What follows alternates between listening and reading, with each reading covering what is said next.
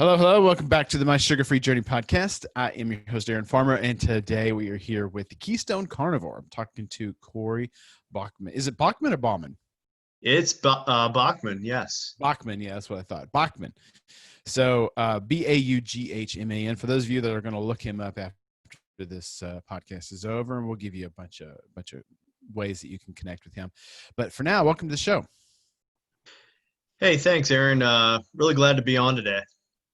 Fantastic. So, I've been following you for a while on Instagram, and because I've been following a lot more carnivores on Instagram, because that's kind of where I've been moving into, and I found some success with the carnivore movement, and I enjoy it. And I'm about 97 or 8% carnivore. That's about my sweet spot. I've promised my wife, she gardens, and I've promised my wife that whenever she pulls whatever produce in from the garden that I'll help her eat it. So I think that's probably the non-negotiable. But when it's just me and I'm just cooking or whatever, that's just a steak or some hamburger meat, and I'm pretty happy with that. It tastes great, feels great, and I think the nice thing about the carnivore movement is that it's incredibly easy to do, and so anyway, I enjoy it. So I'm glad that you guys people like you are out there, and I wanted to bring you on, talk to you about your experience with the carnivore.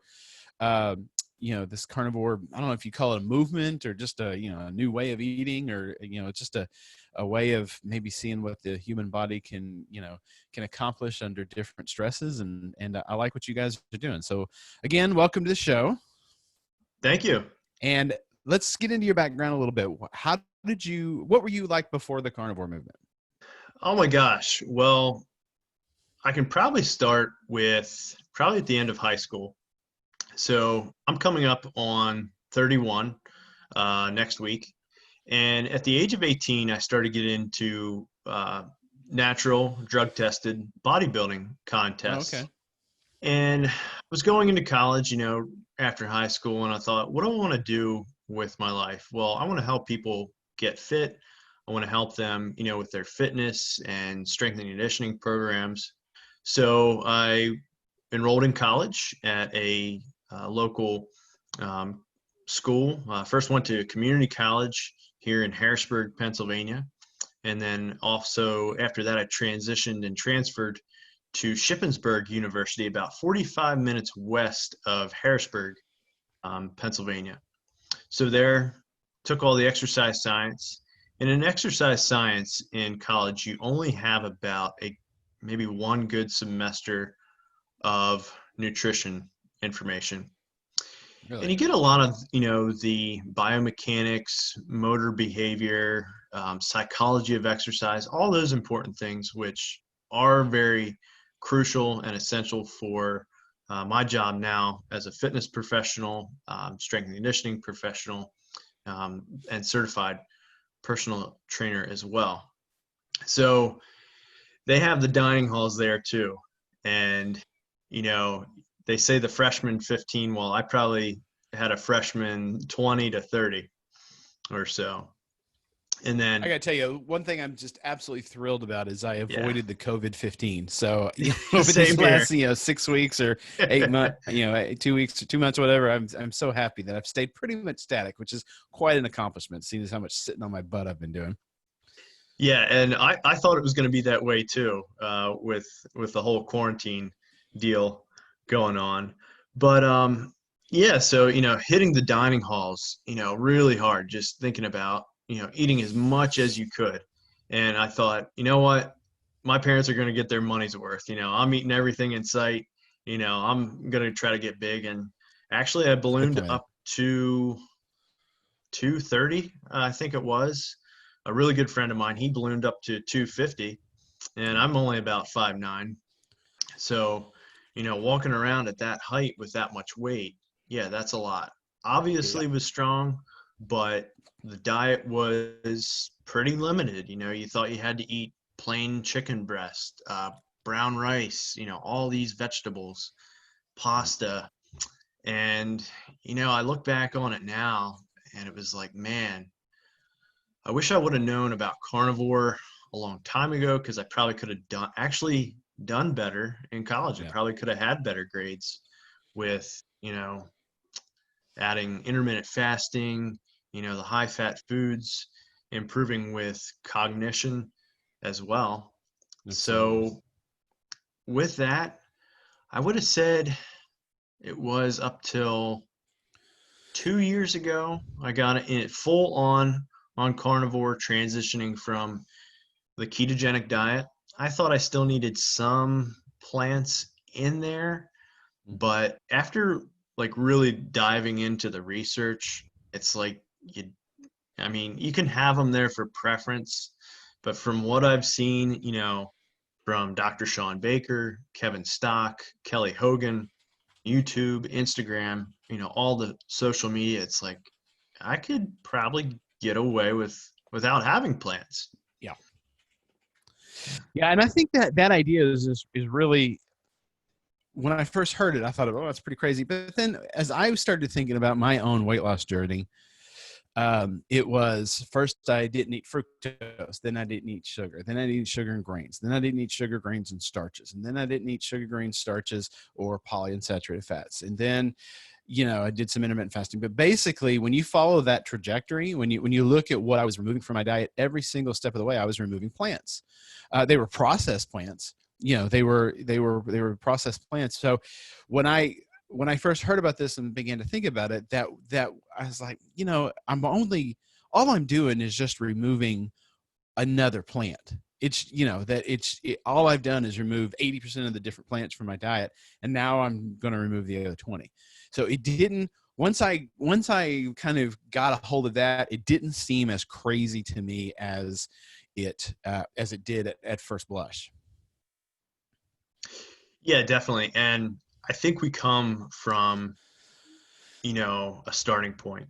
We came out of this or to this carnivore movement or diet, however you want to put it. But I think sometimes we come out or to it because, we want to improve something, whether that's a skin condition, whether you had acne. I would break out in a rash if I had too much sugar, Oh or yeah. a big thing was a from a deadlift injury, sciatic pain, and Mm. carnivore pretty much healed that. It took about a year, but stuck with it. Ate the right cuts of meat, and it would make sense. All the inflammation that you get from sugar, processed grains, the seed oils, Right. that could definitely have an impact. If you do have a joint pain or joint condition, and just adding in those animal-based nutrient-dense foods, eggs, bacon, real cuts of steak. Yeah. Yeah. Yeah. And the more you learn about the way the plants work and the way that plants, the mechanisms by which plants will protect themselves, you're looking at lectins, you're looking at these, what do the seeds have? Forget the name of it. Hydrogenated oil. Yeah, well, I'm talking about the different things inside the plant. So lectins and like tomato seeds are big for that have this other thing. I Oh, can't even. nightshades. Yeah. No. Well, that's what nightshades are. Okay. What's his name? Just did a whole book about it. He's a vegan doctor. Is telling people to stay away from. Oh, I think I know who that is, Gosh, I but can't even say. I can't put a name to it. Yeah, for some reason I'm thinking it starts with E, but it'll come to me later. But all of these different mechanisms by which plants are able to protect themselves out in the wild that animals don't have because they don't need. They have tooth and claw, and they can run, and they can fight back where plants can't. And so they don't need. Animals don't really have to create for themselves chemical ways to protect themselves.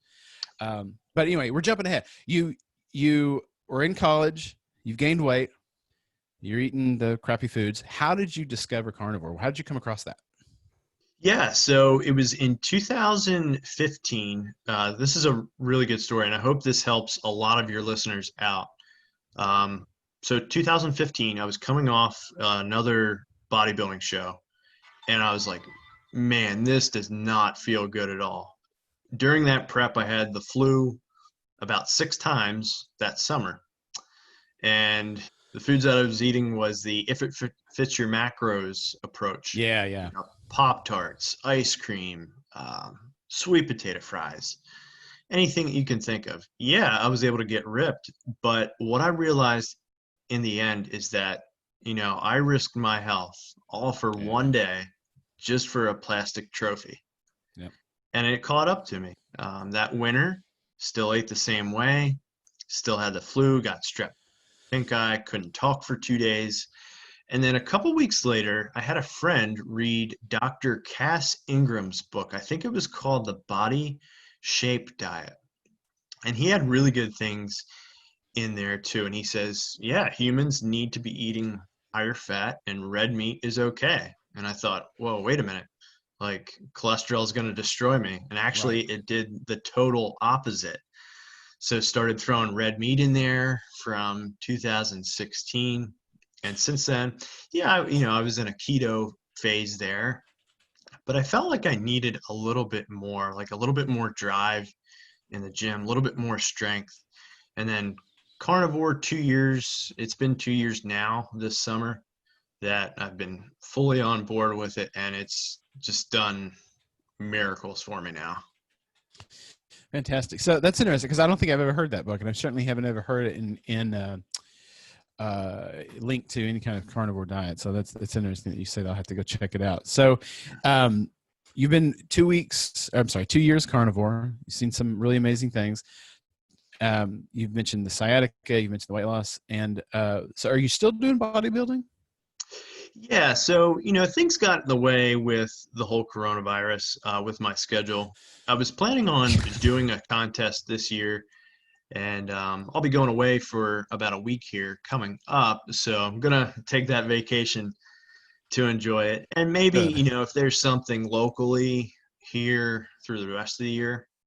But even just in general, for general weight loss, it's been pretty good. Still expect to compete, maybe further down the road, but I was able to drop, another 10 to 13 pounds already this year. So it's been really working well from leaner cuts of meat, and just cutting back on the higher fat, but it's felt really good. And what did you say your degree was in? What were you doing? Yeah, so I graduated from Shippensburg University with a Bachelor of Science in Exercise Science. Okay. And what are you doing now with that? So with that, I do personal training. Also, Okay. I'm also studying for my NSCA, National Strength and Conditioning Association, certified strength and conditioning specialist. So just to help with other opportunities down the road. Right. Okay. So walk me through, like, you've got a new client. What are you doing with them? Let's just talk about diet for a minute. We'll talk about exercise in another minute. How are you talking with them? How are you kind of getting them over the rather obvious hurdles that come with eating just a low carb diet, much less a carnivore diet? How are you discussing this with them? Yeah, so this is one of the crucial things we need to point out first with new clients. I want to get a snapshot and an idea of where they're at right now and give them the best resources available to know. I do like to educate them that there's a lot of bad information out there, and Yeah. this is bad information that I learned, growing up with, you see the food pyramid, and that's kind of collapsing now. You see a lot of people, they look at that, it's like, oh man, I just can't count, this many servings, or I can't count calories. Right. And that makes it hard. So I try to educate them about the benefits of having the backbone of the diet primarily consisting of red meat. And I refer them to people like us, putting together these podcasts, in our free time, referring them to Dr. Sean Baker. And I know that a lot of people can't go full carnivore right away. And I Yeah. couldn't as well. But if you can eliminate those processed seed oils and those foods with high fructose corn syrup right away, get your carbohydrate intake down, I think you're really going to see some great results from that. Yeah, I mean, generally, yeah, that's what you're seeing. Do you have clients that just say, no, I'm not going to do that? You know, I've hired you for the exercise. I'm not going to listen to you for diet. Absolutely. I've Yeah. had people do that, and just for the exercise part. And eventually they've come around. They say, hey, we saw your stuff on your YouTube channel, or we see, hey, we see things that you're doing. What are you doing? And you Right. kind of have to set that example for them first in order for them to kind of see that. Good. It got a little hot in here, so I had to turn the fan on. Well, yeah. So I mean, that the mental aspects of it, and as I've been doing this for about 5 years now, just talking to different people on my podcast, and I've begun to realize that it's the mental games, it's the mental kind of overcoming those mental hurdles. I mean, that's the biggest thing when you're talking to someone. You want to help them change, you want to help them improve themselves, just breaking through those really difficult mental hurdles. And when it comes to diet and exercise, both, I mean, it's all different things, because the gravity of that old way of living, man, it's just hard to break free from that. And you got people, you just want to take baby steps and start moving in the right direction. And sometimes just doing that is incredibly difficult. So I've seen, Absolutely. especially when it comes to people with kids, because the mother she wants to lose 20 pounds and she's got an obese family. And you're like, man, I don't know if you can do this without bringing your family along for the ride. You need support, and you need to all be on the same page. This really needs to be a family affair. And, making all that happen is, is so, Definitely. is so difficult. Yeah. It really is. All right. So I'm thinking of the stuff that I've had to go through over the last little while, but I want to get back to you. Yeah. How, are there I don't know if I want to say tricks, but are there things that you're doing to kind of convince people when you're talking to them? Like, do you talk, I guess what I'm asking is, do you talk about nutrition? Do you talk about the iron? Do you talk about the different amino acids? Do you talk about how they help with muscle building? Is any of that part of your normal repertoire? Yeah. So I've really used, and it's not by my own doing, but I found really good examples just by doing the research and referring people to these examples. And one of the best examples of how a carnivore diet actually does uh, help with human biology was a post from Kevin Stock. I don't know if you Yeah. heard of him before, but I Yeah. believe, The dentist, right? Mm-hmm. yeah, he's a Mm-hmm. dentist, I think in Missouri. And he had a really good diagram of comparing humans to wolves and then sheep, from digestive system all the way from teeth till the time you have to go to the bathroom. Mm-hmm. And what it showed was that humans, everything from the teeth all the way down, compare that to a wolf. And the digestive system, the pathway, it's pretty much the same. There might be maybe Right. one or two differences in there. But then when you compare that to a ruminant, like a cow or a sheep, you see that they have this process that they have to go through. And I can't remember all the names of the stomachs off the top of my head, but they're, breaking down all that fiber. And this was a good quote from Stan Efferding. Not sure if you heard of him before. Strength and conditioning coach. I believe he's based out west somewhere. He does some really great stuff too. He says that how'd it go? Cows or ruminants, they do that methane thing with the fiber, so humans don't have to. Right. Yeah, exactly. So that was a really good point too. And then when it gets down to micronutrients, I really focus on with the beef, only 3.5 ounces of, any cut of beef is going to be more micronutrient compared to any other protein source in the world. You can stack that against, chicken, kale, whatever kind of food you want.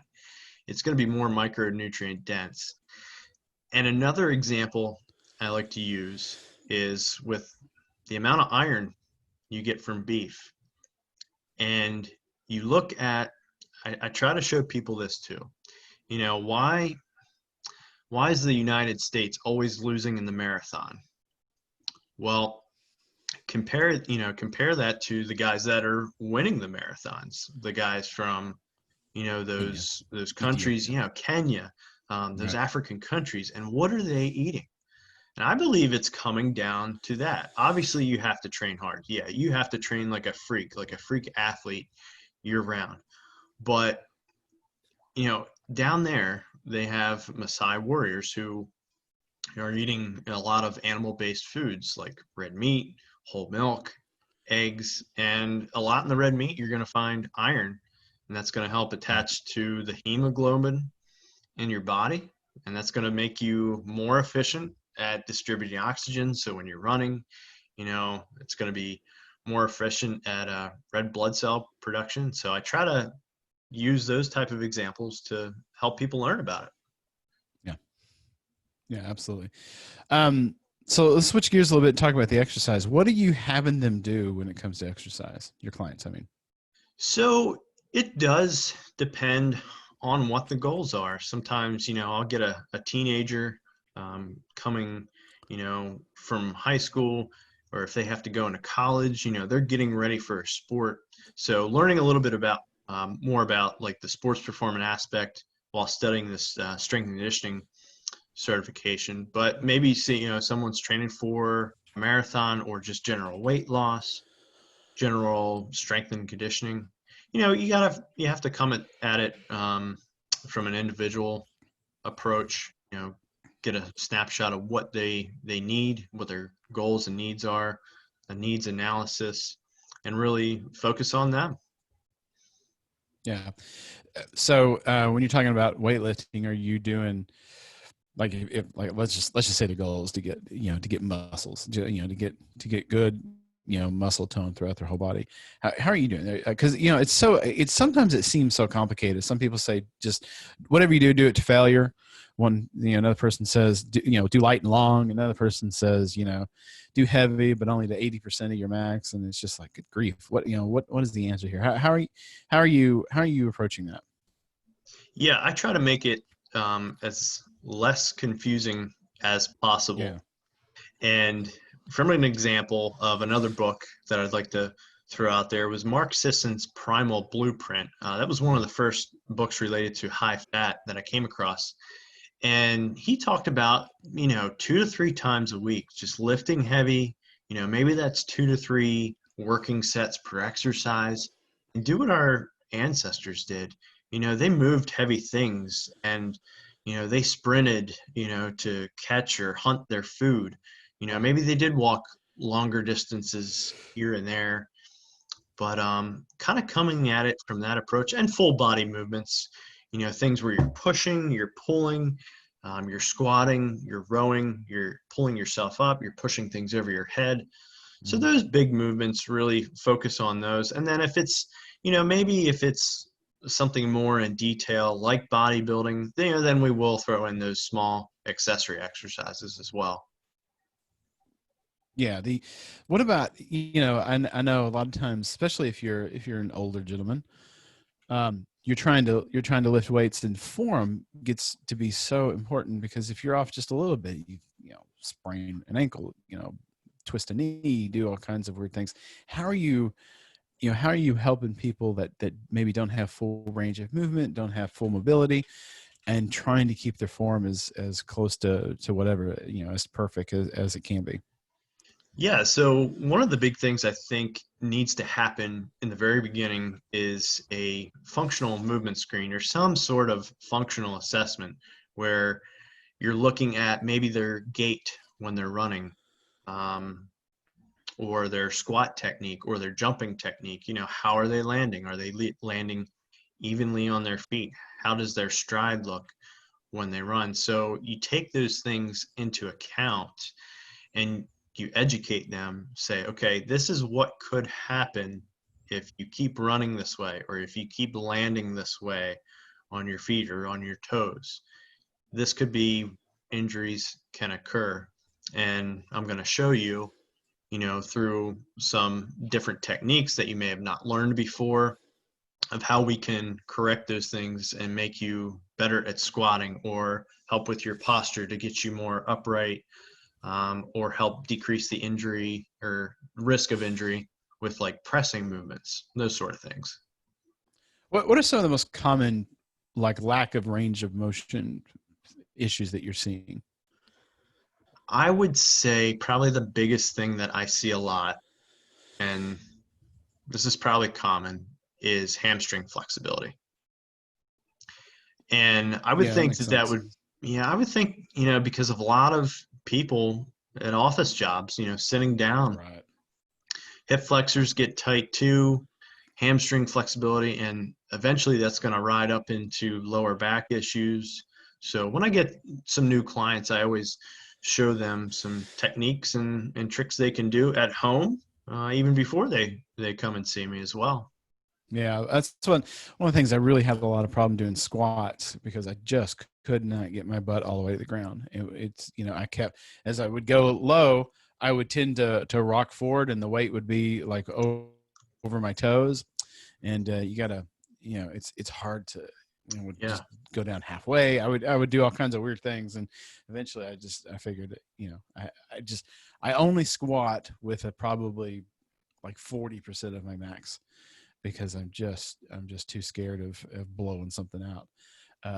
And it's an odd issue. I mean, it really is, because you look for ways to loosen things up, but goodness, it's Yeah. hard to get everything loose in there. Absolutely. Yeah, I just started DDP yoga like 2 weeks ago, and just to try to loosen things up. So nothing's happened yet. So I'm hoping that maybe by the time I get because it's like a 13-week program, I'm hoping maybe by the time I get the end of this 13 weeks, I'll actually have some flexibility, and maybe I can go back out and do some squats. We'll see. We'll see. Yeah, I think I've heard of him What else do we before. need to know? DDP, Diamond Yeah. Dallas Page. Yep. Wrestling.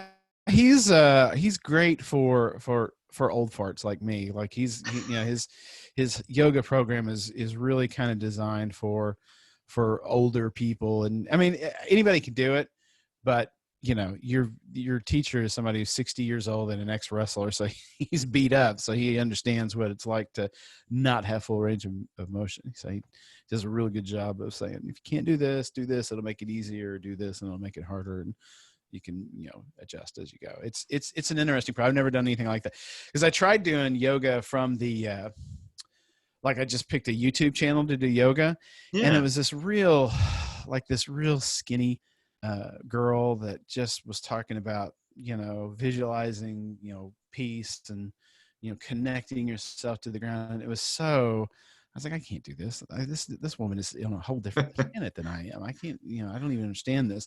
So this is a guy that talks like a guy and acts like a guy and moves like a guy. And I was like, oh, Yeah. okay, this is better. This is better for me. May not be good for everyone, but it works. It works well for me. Absolutely. And that's why I think, trainers like yourself, there can be, 10,000 trainers in a given area, and you'll still collect your own people, because you'll have something that other people won't have. You'll be able to connect with people in ways that other people won't. And so I think people like you are doing a really, really good job. Yeah. Well, thank you. Appreciate it. So if my listeners want to find out more about you, track you down, maybe hire you, or at least follow you on social media, all that good stuff, how can they do all that? Um, Probably the best way would be to go check out my Instagram page. I'll be updating some things there related to the services that I provide, but you can Good. find me at hashtag, all lowercase, Keystone _ Carnivore. So Keystone for the Keystone State. You can find me on there. Also Facebook, Corey Baughman. And then also on the YouTube channel that I've been doing similar podcasts on. And you can find me at Keystone Carnivore or Corey Baughman that way as well. Okay. Yeah, he said hashtag Keystone Carnivore, but it's actually at Oh, Keystone underscore Carnivore. yeah, You'll be at able to find it that Keystone way. Carnivore. Yeah. We're going to put links to all of that in the show notes, guys, so you can find that at mysugarfreejourney.com/podcast. All right, Corey, thank you so much for coming on the show. Hey, thank you, Aaron. Really glad to be on today, and know this has definitely been a success for you. Fantastic. Hey, thank you so much. And we will, guys, we'll be right back with some more information.